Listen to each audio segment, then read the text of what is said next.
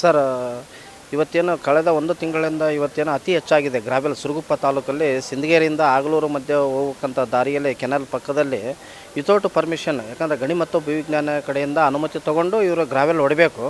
ಆದರೆ ಗಣಿ ಮತ್ತು ವಿಜ್ಞಾನ ಅದು ಇಲಾಖೆ ಗಮನಕ್ಕಿದ್ದರೂ ಕೂಡ ಇದೇನೇ ಏನು ಕತೆ ಗೊತ್ತಾಗ್ತಾ ಇಲ್ಲ. ಎಲ್ಲರ ಅಧಿಕಾರಿಗಳು ಕಣ್ಣು ಮುಚ್ಕೊಂಡು ಕುಂತಿದ್ದಾರೆ. ಏನು ಕತೆ, ಯಾವುದೋ ಒಬ್ಬ ಬಂಡ್ಯಾಗ ರೈತ ಒಂದು ಗರಸಕ್ಕೆಂಬಂದ್ರೆ ಉಸುಗಕ್ಕೆಂಬಂದ್ರೆ ಅಂತದೇ ಅವನ್ನ ಡಕಾಯಿನ್ ಥರ ನೋಡಿ ಅರೆಸ್ಟ್ ಮಾಡ್ತಾರೆ. ಇದು ರಾಜರೋಷವಾಗಿ ನಡೀತಾ ಇದೆ. ಇವ್ರ ಮೇಲೆ ಯಾಕೆ ಕ್ರಮ ಕೈಗೊಳ್ತಾ ಇಲ್ಲ ಅಧಿಕಾರಿಗಳು ಅಂತಂದೇಳಿ ಒಂದು ಸಾರ್ವಜನಿಕರಲ್ಲಿ ಒಂದು ನಿಗೂಢವಾಗಿ ಪ್ರಶ್ನೆವಾಗಿ ಕಾಣ್ತಾ ಇದೆ. ಯಾಕಂದ್ರೆ ಗ್ರಾವೆಲ್ಲ ಅಕ್ರಮವಾಗಿ ನಡೀತಾ ಇದ್ದಾರೆ. ಏನು ಡೆವಲಪ್ಮೆಂಟ್ ಏನೇ ಇರಲಿ, ಸರ್ಕಾರದ ಪರ್ಮಿಷನ್ ತೊಗೊಂಡು ಅದನ್ನು ಅವ್ರ ಕೆಲಸ ಏನೈತೆ ಅದನ್ನು ಮಾಡಲಿ. ಯಾಕಂದರೆ ಒಂದು ಟನ್ನಿಗೆ 35 ರೂಪಾಯಿಲಿಂದ 40 ರೂಪಾಯಿ ಆಗುತ್ತೆ ಗ್ರಾವೆಲ್ಲು. ಅದರಂಗೆ 100-150 ಟನ್ ಅಂತಂದ್ರೆ ಒಂದು ದಿನಕ್ಕೆ ಏನೇನಾದ್ರೆ 1 ಲಕ್ಷ 2 ಲಕ್ಷ ರೂಪಾಯಿ ಸರ್ಕಾರದ ಖಜಾನೆಗೆ ಲಾಸ್ ಆಗುತ್ತೆ.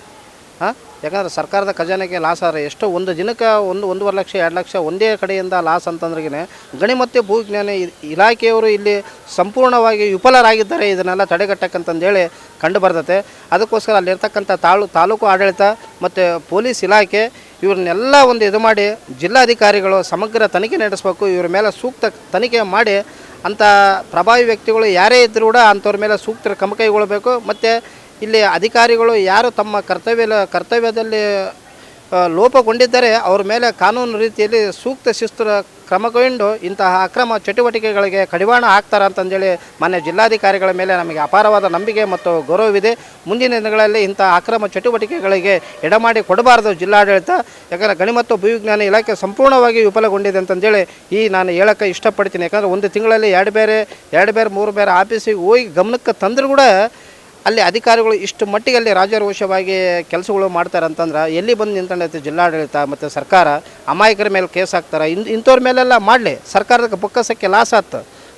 ಯಾಕಂದರೆ ಮಾನ್ಯ ಜಿಲ್ಲಾಡಳಿತ ನಾನು ಇದೊಂದು ಹೇಳೋಕ್ಕೆ ಇಷ್ಟಪಡ್ತೀನಿ. ಎಂಥ ವ್ಯಕ್ತಿ ಇರಲ್ಲ, ಕಾನೂನು ಅಡಿಯಲ್ಲಿ ಸಾಹೇಬ್ ಅಂಬೇಡ್ಕರ್ ಸಂವಿಧಾನದ ಅಡಿಯಲ್ಲಿ ಎಲ್ಲರೂ ಸಮಾನರೇ, ಸರ್ವರಿಗೆ ಸಮಬಾಳು ಸಮಪಾಲ ಅಂತ ಹೇಳ್ದಂಗೆ ಅವ್ರು ಯಾರು ತಪ್ಪು ಮಾಡಿರ್ತಾರೆ ಕಾನೂನು ರೀತಿಯಲ್ಲಿ ತಕ್ಕ ಶಿಕ್ಷೆ ಆಗಬೇಕು. ಅಧಿಕಾರಿಗಳ ಮೇಲೆ ನಿರ್ದಾಕ್ಷಿಣ್ಯವಾಗಿ ಸೂಕ್ತ ಕ್ರಮ ಕೈಗೊಳ್ಳಬೇಕಂತಂದೇಳಿ ನಾನು ಈ ಮೂಲಕ ಆಗ್ರಹಿಸ್ತಾ ಇದ್ದೀನಿ ಸರ್.